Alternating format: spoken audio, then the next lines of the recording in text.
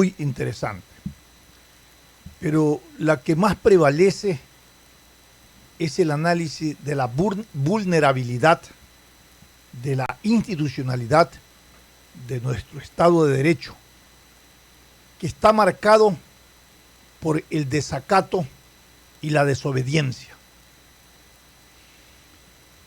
Después de todo este levantamiento indígena, hay un menú de prácticas y de eventos que sería interesante recogerlos para que en las reformas al COI se los incorpore y se los tipifique como delitos comunes o como delitos encausados en actos reñidos contra la ética y la moral pública.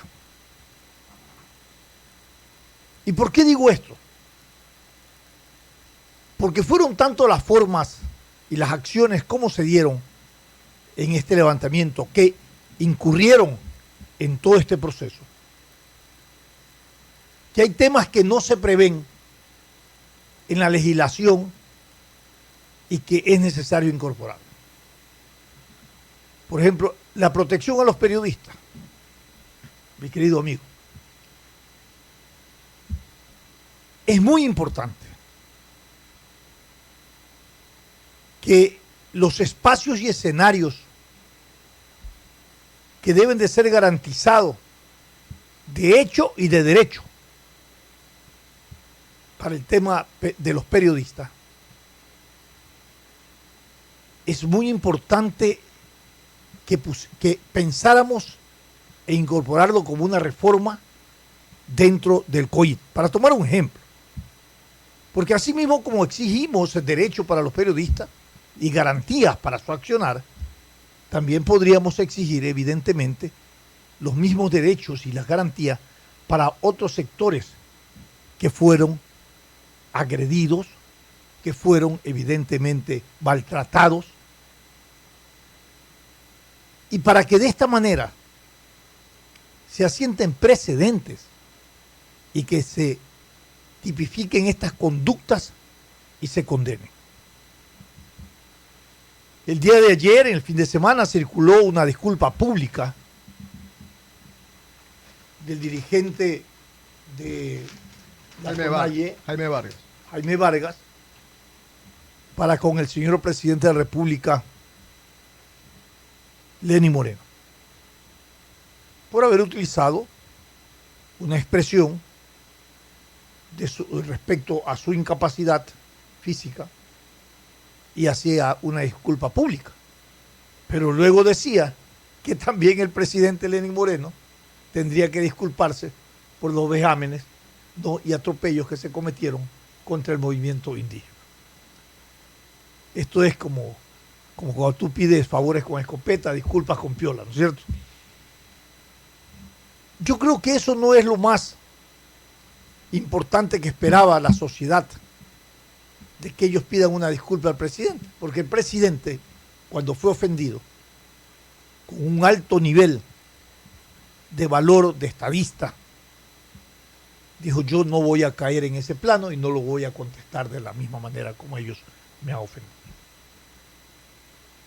Para nosotros los ecuatorianos estaba saldado y aplaudimos ese comportamiento del señor presidente, que no solamente en ese hecho que atropellaron su valor personal y la majestad presidencial, sino en otros hechos donde él ha demostrado mucha tolerancia, fundamentalmente, mucho se ha reconocido entre los diversos, esto es muy importante, y ha dado paso a que se creen condiciones para un diálogo, para una concertación y a una distensión de la crisis en que el Ecuador vivía.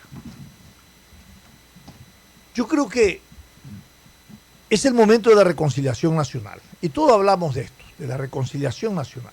Hablamos de una vía, de un diálogo como camino por una reconciliación nacional.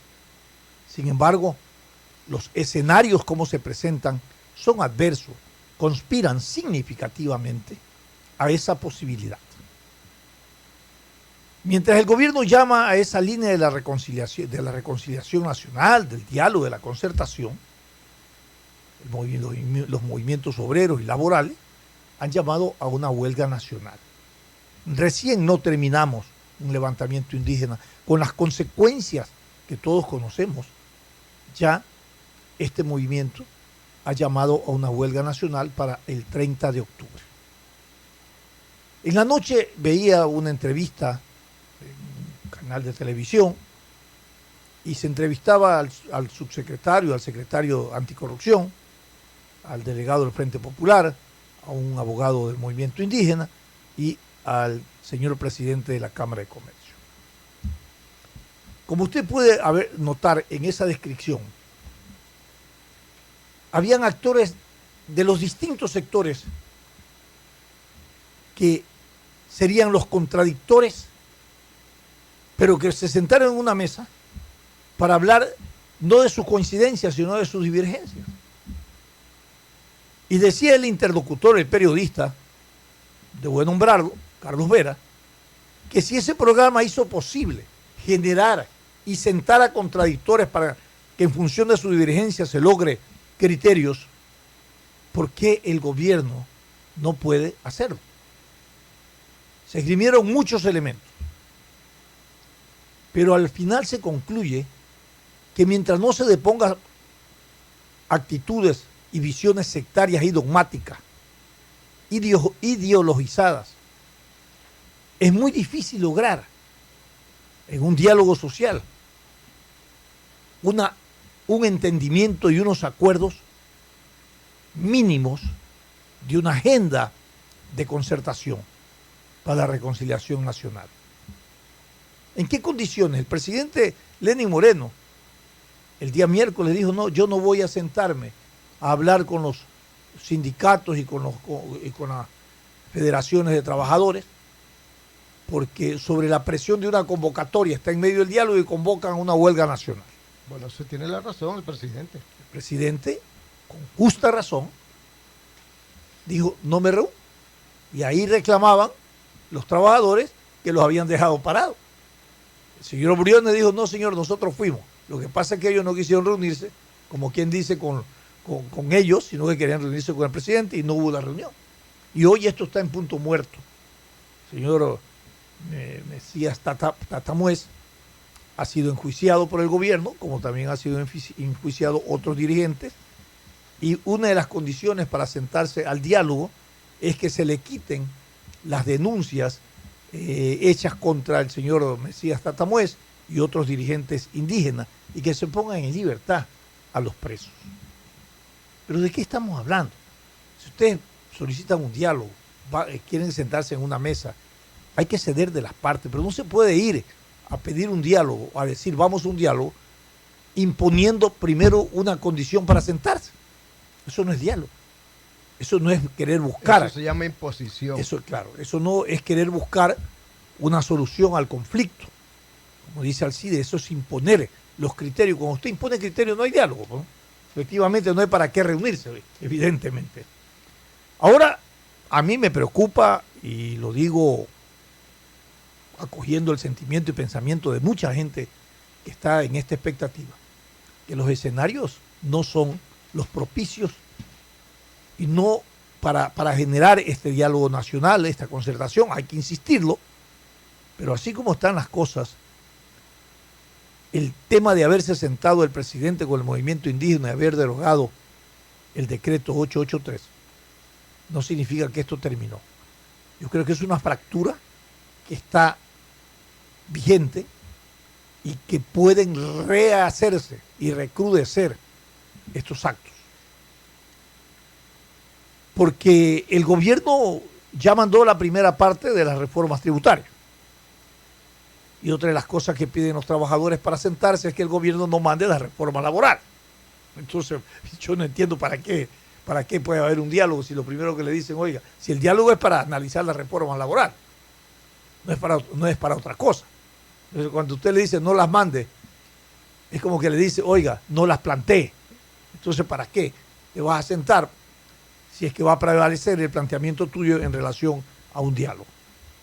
Por otro lado, esta fractura involucra a todos los estamentos de la sociedad en el término, por ejemplo, de las reformas de las reformas laborales y tributarias en la cadena de producción a todos los actores. ¿Y cuáles son las posiciones de las cámaras? ¿Cuál es el rol institucional de la Asamblea Nacional? ¿Qué pretensión real respecto a esta reforma tiene el gobierno para su aprobación? ¿Hay las condiciones para mandarlas a la Asamblea Nacional y desarrollarlas? ¿O primeramente deberían generar el diálogo y por consenso, cuando ya estén todas las leyes consensuadas, socializadas, en ese momento enviarlas a la Asamblea Nacional? Creo que eso debió haber sido la tónica para el tema del debate, del diálogo nacional y de la concertación para la reconciliación nacional. No hay otra forma. Es mucho pedir, señores, que se pongan de acuerdo en 3 temas fundamentales para generar una agenda mínima para la reconciliación nacional, para el desarrollo. Yo creo que es elemental lo que pedimos los ecuatorianos. Y una cosa muy importante, que no nos coja desprevenido a los ciudadanos lo que viene.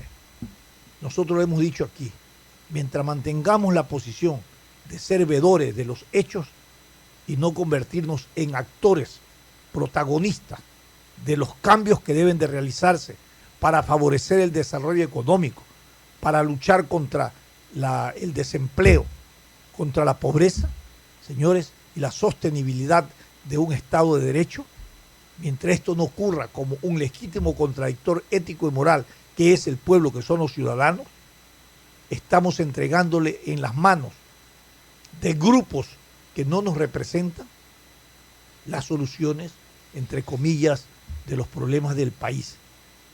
Señores, y los problemas de los ciudadanos no los vienen a resolver otros que no corresponden, ¿no? Y que no le hemos dado la representación para que nos representen, valga la redundancia. El país tiene ese carácter diverso y en esa diversidad, señores, hay que encontrar un elemento de unidad, hay que encontrar un elemento de concertación, hay que encontrar las bases para elaborar una agenda mínima de transformación y de cambio para la sociedad. La conducta que hoy se ha dado en todo este proceso que vivimos, 11 días, hicieron estremecer los cimientos de la institucionalidad y el valor democrático de nuestro país. Esa cara fue la peor que ha mostrado el Ecuador por las conductas o inconductas expresadas por muchos ciudadanos. Qué pena.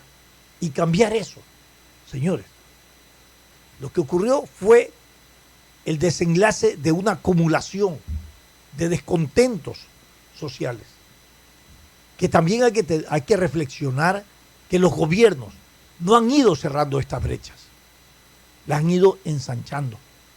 Y por lo tanto es una advertencia que no solamente hay que verificar la crisis en el marco económico, sino cuánto impacto esa crisis económica generó en la crisis cultural, en la crisis social y en las visiones de los ciudadanos. La han acumulado tanto tiempo que cuando tuvieron la oportunidad la expresaron en su pureza original, cómo estaba la rabia acumulada, ¿ya? Y desataron en actos e inconductas realmente condenables que deben de ser sancionadas por la ley. Aquí se habla de que se ha ganado la paz. Una paz, por favor, es necesario vivir en un ambiente de paz. Pero tiene que ser una paz sin claudicaciones ni impunidad. Nosotros veníamos advirtiendo aquí en este programa, Alcides, usted no me deja mentir, frente a las declaraciones del presidente que se están armando los ciudadanos,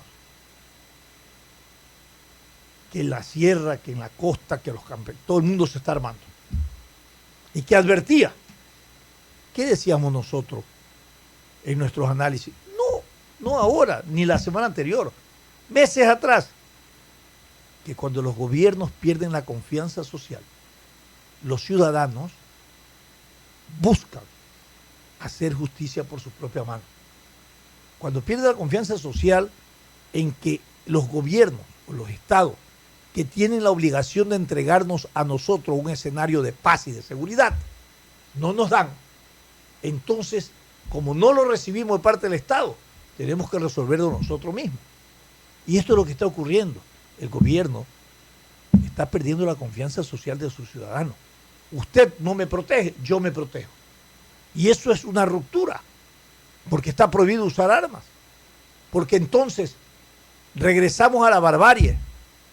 Ojo por ojo, ¿cómo es el término? ¿Cómo es? Ojo por ojo y diente por Y diente. diente por diente. La ley del tailón.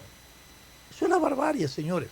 Por eso tenemos una sociedad que se organiza a través de un contrato social donde todos tenemos deberes, derechos y obligaciones. Y tenemos que ir en esa convivencia que nos da justamente una estructura de un Estado de derecho. Alcides. Sí, quería referirme brevemente a la carta Manifiesto. manifiesto en la página, una página del Facebook del señor Jaime Vargas, presidente de la CONAIE. Él solamente se disculpa con el presidente y dice y que también contra quienes sus palabras hayan ofendido de forma particular. O ¿También sea, contra quiénes? contra quienes. Entiendo yo O sea, que también ha de ser- a todos los que están en condiciones de impedidos. Sí, exacto. Pero él no se disculpa con la prensa después de que No se disculpa con el país, Ha pues. retenido, exacto, ha retenido a los periodistas, uno de cuyos miembros, Freddy Paredes, fue herido. Está ahí no se disculpa con la policía que también los retuvo, para no hablar de secuestro, en la ágora de la Casa de la Cultura. O sea, las disculpas son a medias. Y otra cosa, a mí me han enseñado que cuando yo ofendo, deberé utilizar el mismo canal para disculparme. Si yo lo he hecho públicamente a través de toda la televisión, yo también lo tengo que hacer para disculparme a través de toda la televisión, porque cuando se refiere a temas escritos, que en el Facebook cualquiera te puede escribir algo y dice, dale una disculpa y mándala. No. Aquí lo tengo que oír al señor Vargas decir, discúlpeme, señor presidente, por haberle dicho puntos suspensivos, no lo quiero repetir, porque eso no solamente que ofendió al presidente en su condición de tal, sino también a miles de ecuatorianos que también lamentablemente padecen de situaciones como esta. Y yo siempre digo, no insultes a un discapacitado, no le digas epítetos, no le digas palabras ofensivas. ¿Por qué? Porque a la vuelta de la esquina te puedes convertir en ellos también. En un accidente de tránsito, hoy día estás bien, mañana ya estás en el mundo de los discapacitados. O sea, que mejor callémonos. Y el presidente de la CONAIE tiene que disculparse públicamente a través de los medios de televisión, que es ahí donde dijo eso que dijo y la cual quiere disculparse a través de una carta en el Facebook. Eso no es así. Y dos, también tiene que disculparse con los policías y también tiene que disculparse con los miembros de la prensa. Es verdad también lo que él dice, porque hay que reconocer las cosas. Él dice que muchísima gente, a ellos los tratan como analfabetos, indios, salvajes. Exacto. Lamentablemente también de la otra parte hay esos epítetos salvajes, esos epítetos analfabetos e indios. Hay que cuidar el lenguaje, porque la forma de tratar de uno es la forma de tratar para el otro. Si quieren que te traten mal, no utilices lenguaje inadecuado. Y en el tema del fútbol, ya la gente está cansada de las paralizaciones. Eso de que han anunciado para el 30 de este mes paralizaciones por el tema de la reforma laboral. Señores del fútbol, mediten mucho. El poco prestigio que ustedes tienen lo van a perder porque la gente está hastiada de las paralizaciones. La gente quiere trabajar. 10 días que han perdido. Muchísima gente ha perdido muchísimo dinero. Aparte de otras situaciones que se han perdido. Y ya esperar otra vez a otro paro. Primero, que yo no creo que tenga respaldo. Y segundo, la gente ya está hastiada de los paros. Necesitamos recuperar el país. ¿Y cómo se lo hace? Trabajando en paz y de forma armoniosa. Hay que recuperar el país. Y es la forma de hacerlo. Trabajando, recuperando las pérdidas y tratando de que con el diálogo se recuperen todas estas controversias aparecidas últimamente. Fíjense nomás lo que está pasando en Chile. Muchos dicen, sí, pero lo que pasó en Ecuador es el claro ejemplo de lo que está ocurriendo en Chile. Las situaciones a veces de los países son las mismas, a veces son diferentes. En Chile tienen otras situaciones, otros intereses, otras causas. Nosotros tenemos ¿Quién las dice nuestras. eso? Los comentaristas, usted vea nomás. Que es normal, ayer, que es normal lo que pasa. Ve ayer nomás en el debate presidencial en Argentina, uno de los intervinientes hablaba de lo que pasó en Chile, en Ecuador también pasó en Chile, y va a pasar en Colombia con el tema de la ley tributaria, y está pasando en Barcelona, y puede pasar en otro. Pero que se dé cuenta. O sea, nos están tomando a nosotros como ejemplo. Lo que pasa en Ecuador se repite en Chile, se puede repetir en Colombia, se está repitiendo en Barcelona. Y se puede repetir en otros países. Servimos de mal ejemplo los ecuatorianos. O de buen ejemplo. O de buen ejemplo. Viendo las cosas de distintos óptica, ángulos. claro. Eso es lo que quería comentar. Bueno, yo le voy a decir, mi querido Alcides, que sus reflexiones efectivamente caen en el escenario del debate, porque uno se pregunta y analiza el tema sobre los hechos consumados, pero no te pones y no te detienes a pensar qué originó esto, por qué se originaron estas cosas. Yo lo dije en la introducción de mi programa, hay brechas sociales, económicas y políticas que cada vez se ensanchan y no se cierran. Son contradicciones que llegan al antagonismo tal de que las ciudades principales son los escenarios justamente en donde ventilan el descontento social, los problemas que han acumulado históricamente. Es un problema estructural, no es un problema de coyuntura. Mira, quien lo mira, que sí, que son los indígenas, el momento que ocurrió, que el hecho, no señores, que el Fondo Monetario, que la medida del subsidio, eso fue la pólvora que encendió la mecha, señores. Es decir, había que buscar un pretexto para que esa bomba del descontento explote. Y ya explotó. Y como ya explotó y encontró terreno fértil para explosionar, va a seguir torpedeando y explosionando. Entonces, ahora hay que replantearse el quehacer del poder, el quehacer de la política, el quehacer de la reconstrucción de la institucionalidad. Yo le pregunto a usted, mi querido Alcides, le pregunto a todos los ecuatorianos, ¿cuánto esfuerzo y tiempo no hemos gastado en un proceso de reinstitucionalización? Y luego, cuando se dan estos hechos, uno se pregunta, ¿ha servido para algo, mi querido Alcides? ¿Ah? Vea usted los resultados. Vea los resultados, evidentemente. Entonces, esto es un problema estructural, no es un problema de coyuntura. Entonces hay que replantearse muchas cosas. Entonces, cuando uno pregunta, ¿dónde estuvieron los partidos políticos en esta crisis? Si nosotros vivimos una democracia donde hay una estructura de partido como soporte o vínculo desde la sociedad civil con la sociedad pública, ¿no?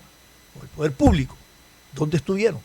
No apareció absolutamente. Es más, tal vez usted no haya notado, mi querido Alcides, ¿quién es el brazo político de Pachacuti, de la CONAIE? Bueno, Pachacuti, usted lo dijo. Claro. Pachacuti. Claro. ¿Apareció Pachacuti en el debate y en la discusión? No, para nada. Señores, ¿aparecieron algunos partidos políticos? Tampoco. Nadie. Entonces, ¿qué significa? Que no tienes una estructura, tienes una ley de partido, pero no tienes partido, están partidos. Y cuando hay estas crisis de carácter general, que deben de ponerse ideologías y abstracciones de estructuras partidarias, nadie aparece. Claro, entonces ahí decimos, no, ellos no nos representan, sí, pero ellos son los que han enarbolado la bandera del descontento social, pues. ¿Qué vamos a hacer? ¿Cómo que lo vas a impedir? No, las consecuencias son lo que hoy tenemos. Entonces hay que revisar el quehacer de la gestión política del poder, la gestión política, el quehacer de la gestión de la política, el quehacer de la gestión de la representación institucional, porque cada vez se atenta a la base fundamental de un Estado de Derecho. Vamos a ir con nuestros anunciantes. Nos vamos a la pausa, pero antes vamos a compartirles un mensaje de la ATM. La ampliación de carriles que se hará en la vía La Costa y el ingreso de la avenida del Bombero son parte del camino de la innovación de la ATM y la Alcaldía de Guayaquil. Sigamos recorriendo el camino de la innovación juntos. Este es un programa de opinión, categoría O, apto para todo público. El siguiente es un espacio publicitario apto para todo público. En Posorja, la escasez de agua y las tarifas altas quedaron atrás. Con la planta de agua potable soy feliz, porque sale agua en la llave de mi casa y hasta en la ducha. Hasta la comida que hace mi mujercita está más rica. ¡Que vengan más obras así! Con la planta de tratamiento de agua potable, entregamos bienestar, salud y progreso a más de 30.000 habitantes en Posorja. Para EMAPAC, cuidar el agua es salud. EMAPAC, supervisando a Interagua en coordinación con la Alcaldía de Guayaquil. Haciendo realidad nuestros sueños. En solo 5 minutos puedes obtener el sticker que te permite utilizar los parqueos exclusivos para personas con discapacidad físico-motriz en las oficinas de la ATM, ubicadas en el registro civil de la Marta de Roldós, llevando copia de cédula, copia del carnet de discapacidad, copia de la matrícula del vehículo, certificado médico otorgado gratuitamente por Asoplégica. Puedes llevar tu carro en persona o puede hacerlo un familiar en el mismo lugar. Personal de la ATM colocará los stickers. Estamos trabajando para hacer espacios más inclusivos. ATM, todo por Guayaquil, en coordinación con la Alcaldía.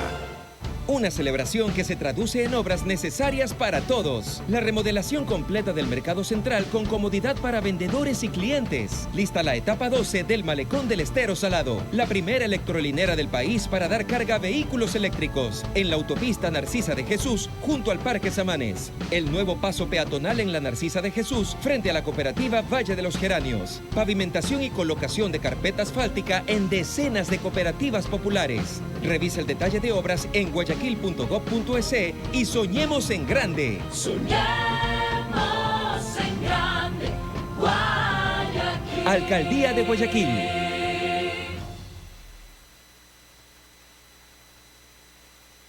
¿Cómo nos ha cambiado la vida aquí en Tenguel? Con la construcción del alcantarillado y la planta de tratamiento, ahora ya tenemos un ambiente saludable. Y eso de los pozos sépticos, ya es historia. Aquí ya se sienten mejores aires. Con la nueva planta de tratamiento de aguas residuales en Tenguel, entregamos salud, bienestar y un mejor ambiente a más de 11.000 habitantes en Tenguel. EMAPAC, supervisando a Interagua en coordinación con la Alcaldía de Guayaquil. Haciendo realidad nuestros sueños. Recuerda, búscanos en Twitter como ATM-Tránsito. Infórmate minuto a minuto sobre los tiempos de viaje por sectores, trabajos en las vías, rutas alternas y muchas otras noticias que podrás compartir con tus seguidores. Con ATM Tránsito en Twitter, seguimos innovando para hacer tus viajes más cómodos, seguros y las vías más ágiles con noticias en tiempo real. ATM, en coordinación con la Alcaldía de Guayaquil. Celebramos octubre con obras increíbles. Avanza el nuevo puente Guayaquil-Daule a la altura de La Joya en La Aurora. La aerovía cada día está más cerca. Ahorro de tiempo y dinero para los ciudadanos. Entregamos 400 títulos de propiedad en Milote y además 1.000 nuevos títulos para los beneficiarios de Socio Vivienda y Monte Sinaí del convenio Alcaldía de Guayaquil y Midubi. En agua potable y alcantarillado, obras listas para Las Delicias, Caimito, La Pradera, La Chala, Mapasingue y María Paidal. En total, 1.400.000 personas beneficiadas y muchísimos más proyectos en contratación. Revisa el detalle de obras en guayaquil.gov.es y soñemos en grande. Guayaquil. Alcaldía de Guayaquil.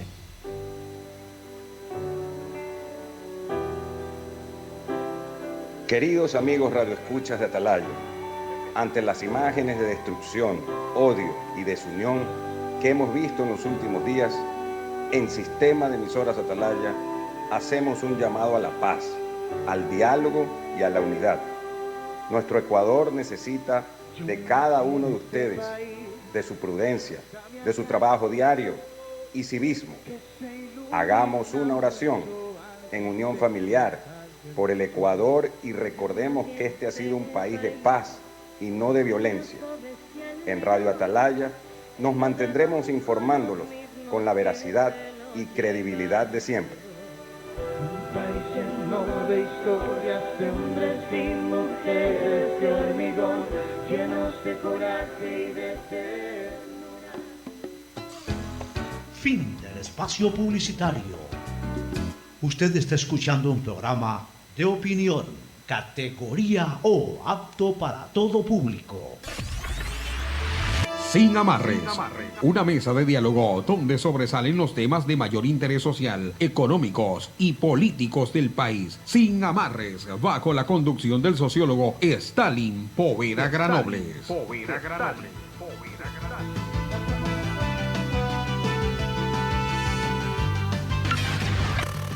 En Sin Amarres, le damos la bienvenida al invitado de hoy.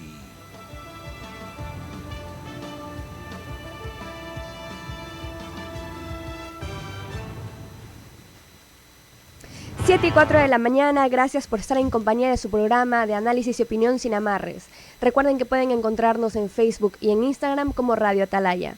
También estamos siendo retransmitidos a través de YouTube en nuestro canal Sin Amarres. Ahora queremos darle paso a nuestra invitada de hoy, la abogada Caterina Costa Van Buchwald, presidente de la Cámara de Industrias de Guayaquil. Bienvenida. Caterine, buenos días, la saludamos. Y queremos un poco reflexionar con usted después de 12 días que hicieron estremecer.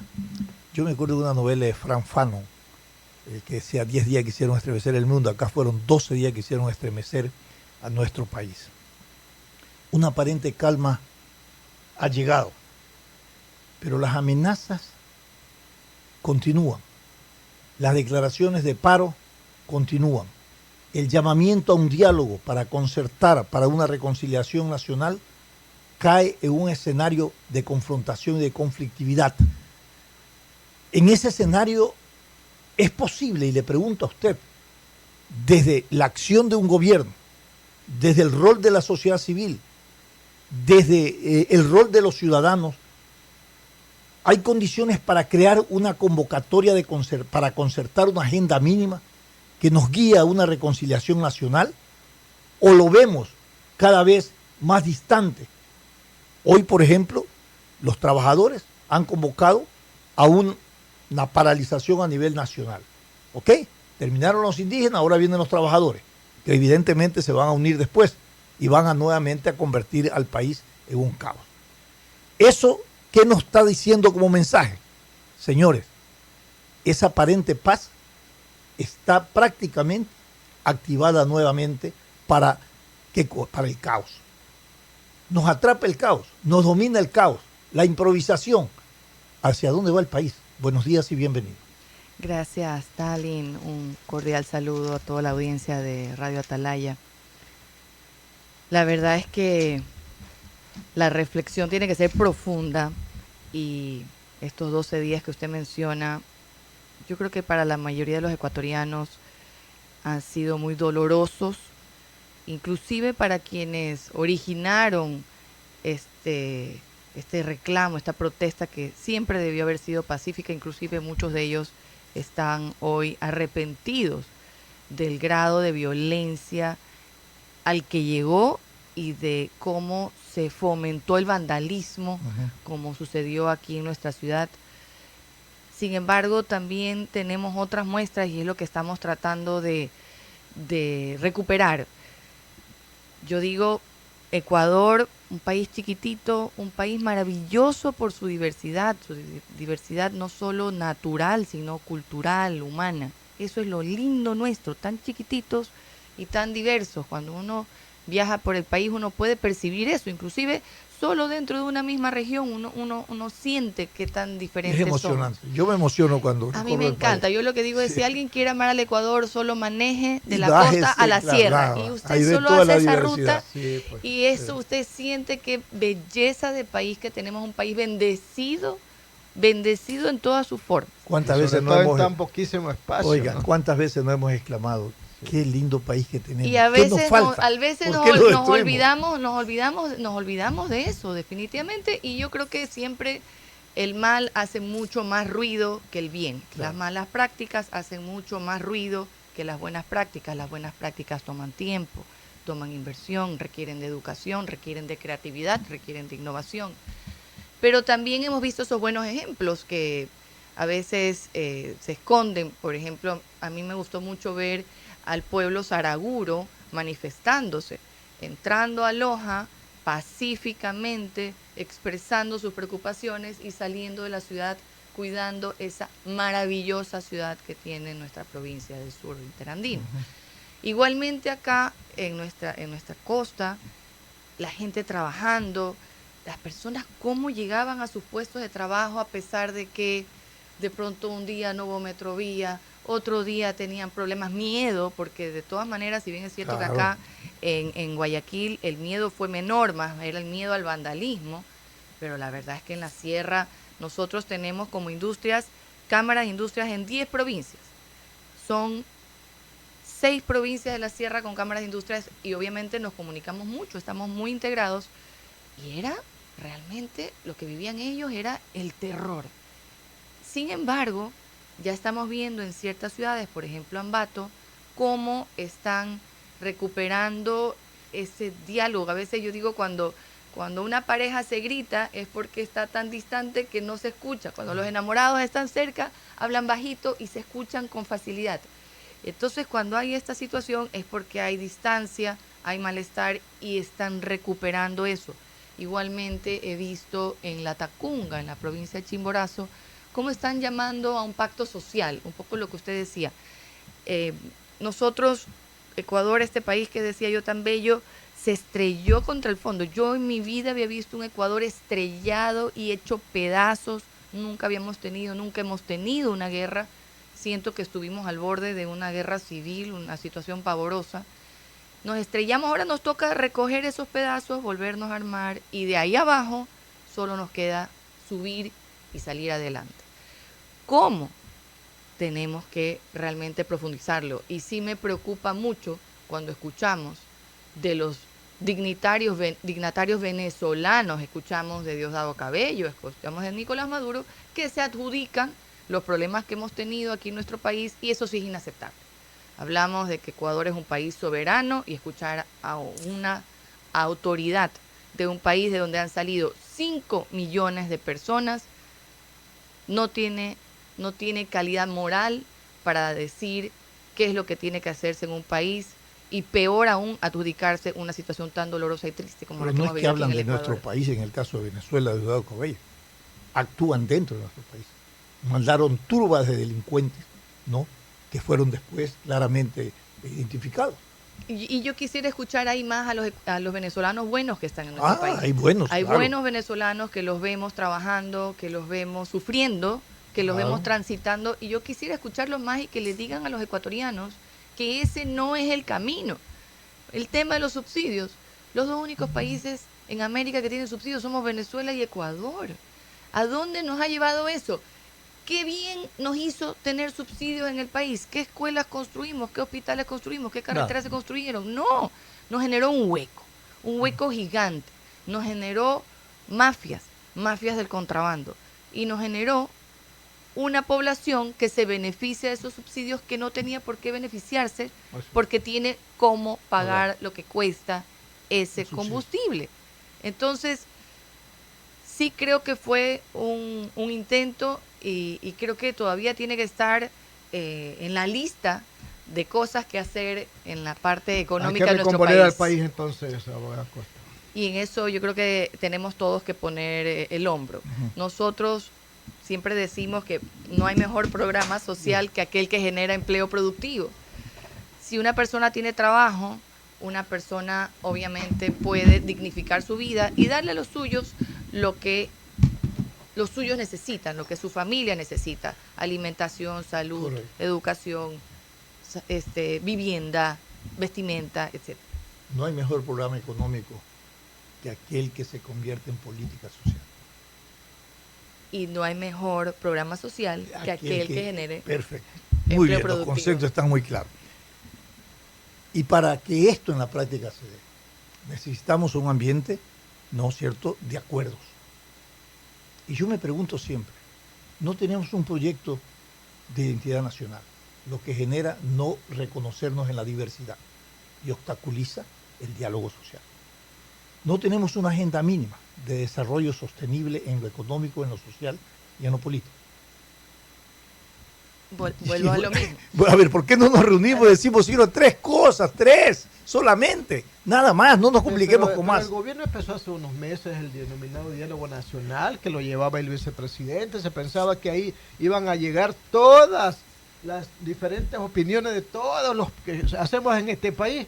Y miren lo que pasó, ahora todo el mundo está pidiendo diálogo. O sea, el diálogo del gobierno fracasó. Es que ahí vuelvo a lo mismo. Las malas prácticas, la corrupción, la cooptación del Estado, todo eso es fácil y rápido. sembrar las buenas prácticas toma tiempo, toma inversión, toma educación. Eso no es rápido y no solo estoy hablando de mi país. Esto lo discutimos porque yo la semana pasada viajé a Costa Rica y tuvimos reunión de la Asociación de Industriales de Latinoamérica, la ILA. Y cada país contaba sus realidades y encontrábamos mucha similitud entre unos y otros. Y entonces concluíamos en eso. Las buenas prácticas toman tiempo. A veces también la democracia genera una sensación en algunos grupos de libertinaje, lo cual no es. Entonces, el presidente nos llamó desde un inicio al diálogo y él siempre lo ha demostrado, tanto así que el domingo de la semana pasada lo vimos también, y yo concuerdo con lo que se mencionó en este canal hace unos minutos. Todos nos sentimos ofendidos por la forma con que se trató a nuestra máxima autoridad, porque él representa al país y todavía nos faltan, para sanar esas heridas, nos faltan unas disculpas sinceras y un ofrecimiento de enmienda hacia futuro. Eso no puede darse. Yo lo que digo es, yo tengo un hijo de 11 años, nuestros hijos que no fueron al colegio y estaban viendo esas atrocidades, ¿qué les queda en su mente? A nosotros los padres nos toca hacerles ver que eso no está bien. Ayer veíamos la tragedia que está viviendo Chile y nos toca enseñar a nuestros hijos que eso no es lo que el mundo de hoy en día requiere. Eso nos lleva a la barbarie, nos lleva a un retroceso que nos va a dejar más atrás en el desarrollo de la humanidad y que no lo podemos aceptar la mayoría de los ecuatorianos que somos, yo digo los ecuatorianos buenos, somos más. Y no podemos permitir que este tipo de cosas se mantengan o se vuelvan a suceder. Ahora, Caterina, a nosotros, nuestros hijos, cuando hay desobediencia, los castigamos. Y ellos pudieron ver tanta desobediencia, tanto anarquismo, tanto delito, tanta violencia. También tienen que preguntarse, ¿y serán castigados o eso es permitido? Todo el mundo proclama que hemos retomado la paz. Yo siempre digo una paz sin claudicación, pues, sin impunidad, pues, porque si no estamos reeditando exactamente lo que hemos tenido históricamente y que ha sido el caldo de cultivo para reaccionar de esta manera, pues. ¿Por qué? Porque aquí se habla de tolerancia e intolerancia. No sé, a ver, se es intolerante cuando tú no aceptas que el nivel de tolerancia sea respetado. Se censura eso, pero evidentemente los indígenas y los obreros dicen, vamos al diálogo, suspenda usted los juicios que tienen contra los dirigentes indígenas y contra los trabajadores. Pero ¿de qué diálogo estamos hablando cuando tú condicionas un proceso de esto? Ahí yo sí quiero abogar por nuestros trabajadores. Nuestros trabajadores son gente que buscó la forma de cumplir con sus responsabilidades. Llegó a su trabajo como sea. Todas las herramientas que le eran posibles. Usted está mencionando de una central sindical dirigida por personas que han estado en esto 40 años, ¿sí? Y que no nos presentan ninguna propuesta ni nada nueva, respecto del trabajo, respecto de esos 5 millones de ecuatorianos que no tienen un empleo adecuado. Siguen con lo mismo y a la hora de la hora, cuando uno se pregunta qué están proponiendo, encuentra un cascarón vacío. Bueno. Yo estoy de acuerdo con lo que usted decía antes.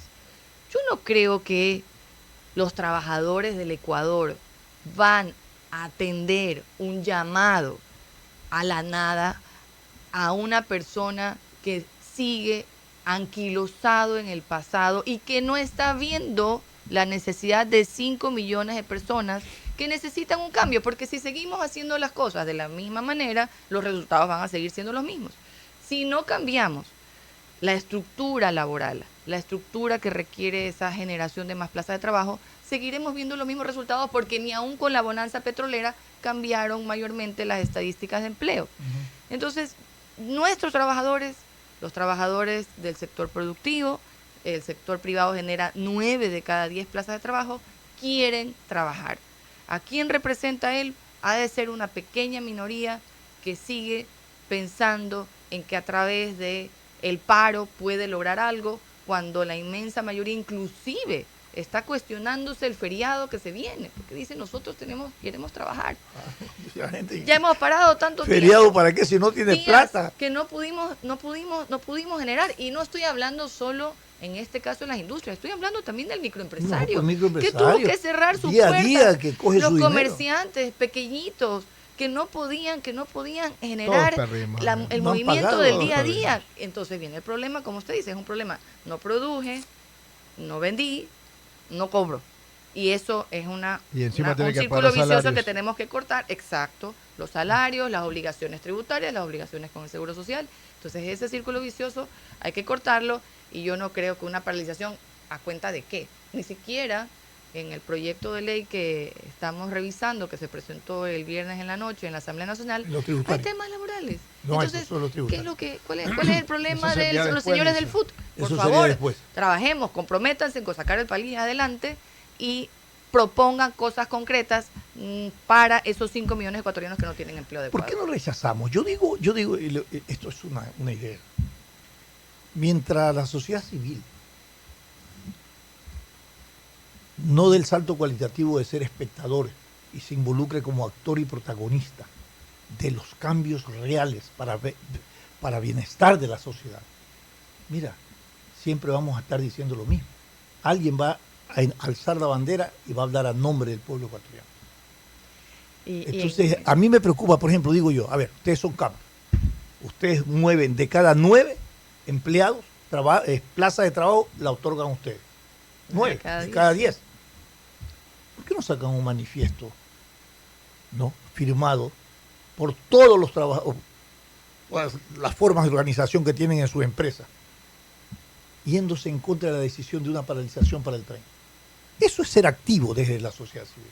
Bueno, definitivamente nos hemos expresado en contra, y además, como bien se ha dicho aquí, yo estoy segura que los trabajadores no van a aceptar, ya tampoco quieren ese tipo de Los trabajadores y los que no están en actividad laboral también ya dicen basta de paros, queremos trabajar. Claro. El tema, ¿sabes cuál es también? Que por la experiencia, las empresas dicen, no, a ver, hay un paro nacional, prefieren, está bien señores, pues el paro, como que dicen, también plegamos, porque si no pliegan y obligan o van los trabajadores, hay trabajadores que de pronto están influenciados por las centrales y empiezan a boicotear todo también y corren riesgo, ¿no? Yo he visto centrales sindicales realmente renovadas, no en ese caso particular. He conversado con quienes dirigen, por ejemplo, el CUT. Sí. Muy interesantes. Ellos no están de acuerdo con ellos. Se han logrado en el Consejo Nacional del Trabajo algunos consensos interesantes. Ha habido debate, ha habido discusión. Eso es lo que la OIT promueve, ese diálogo tripartito, porque está también obviamente la autoridad, las autoridades del Ministerio del Trabajo, con ideas nuevas, frescas, entendiendo los retos del mundo moderno. Porque el mundo moderno, respecto de los temas laborales, se vuelve muy complejo con la robotización, con la digitalización. Ya nosotros el negocio tradicional en donde el comprador con el vendedor se encontraba en un sitio físico, ya no hay. Ahora hay un Amazon, ahora hay un montón de ofertas que se dan a través del Internet. Y esos trabajadores dirigentes sindicales modernos lo entienden perfectamente. Y no solo ellos que representan al sector privado, también inclusive hay ideas interesantes de quienes representan a los trabajadores del sector público, conscientes de las realidades y las dificultades que tiene el país. Lamentablemente yo creo que en eso el FUT se mantiene en el pasado. Ojalá renovaran su directiva, como toca a todos, la alternancia.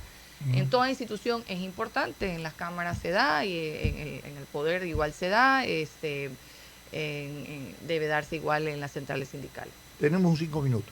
Hablemos un poco de las reformas tributarias que están en la Asamblea.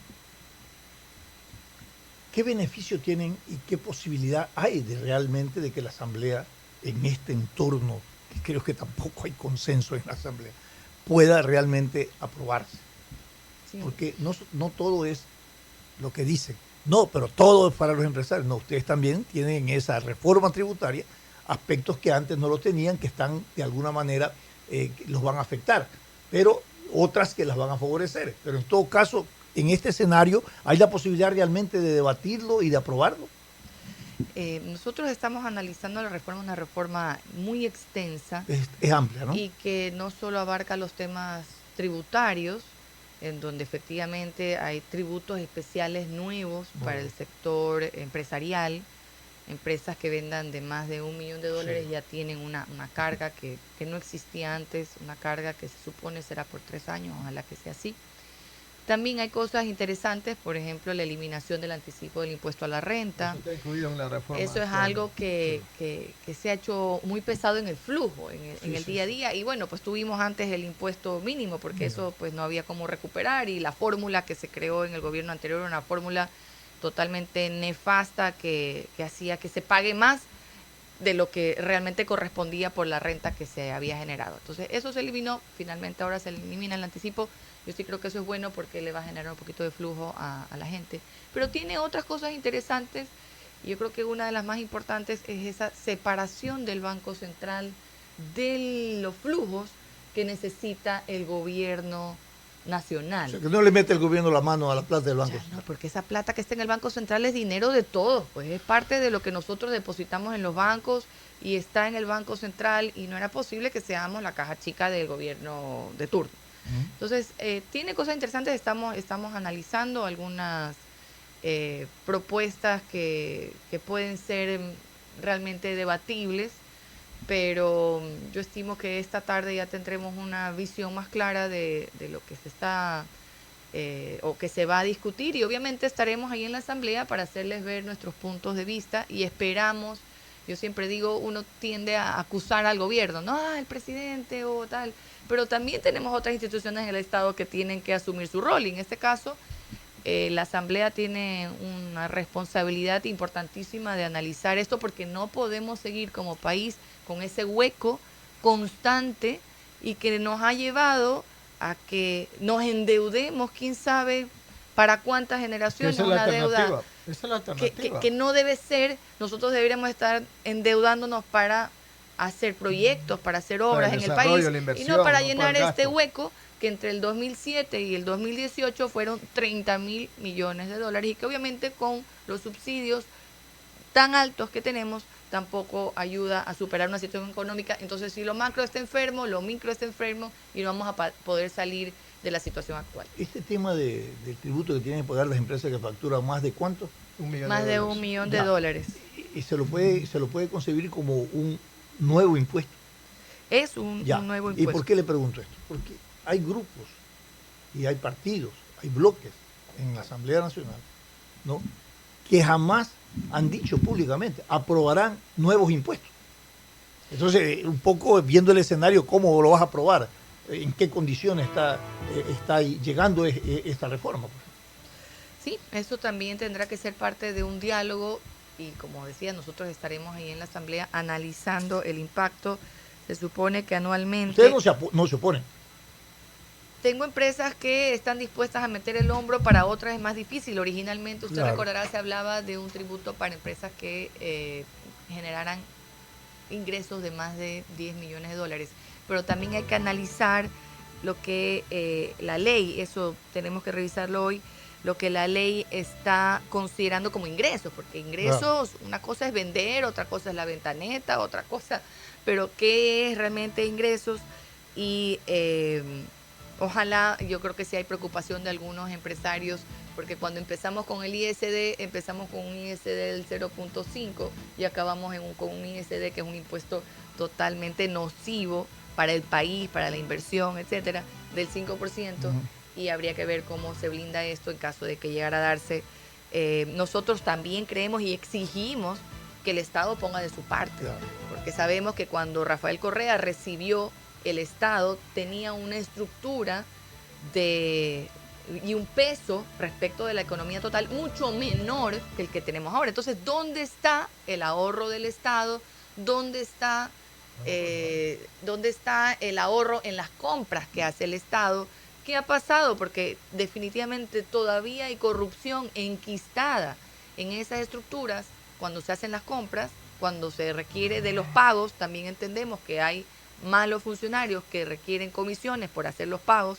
que corresponden a quienes les sirven de proveedores, y eso también es un mensaje y una ruta que queremos conocer exactamente, porque también hay empresas del Estado que generan pérdidas que a la final les acabamos pagando todos los ecuatorianos.